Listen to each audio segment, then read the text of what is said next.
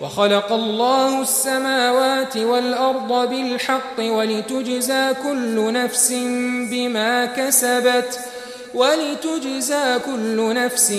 بما كسبت وهم لا يظلمون. أفرأيت من اتخذ إلهه هواه وأضله الله على علم وختم على سمعه وقلبه وجعل على بصره غشاوة فمن يهديه من بعد الله أفلا تذكرون.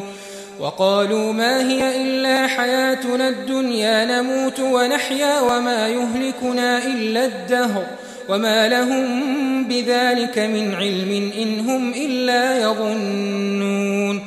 وإذا تتلى عليهم آياتنا بينات ما كان حجتهم إلا أن قالوا ائتوا بآبائنا إن كنتم صادقين.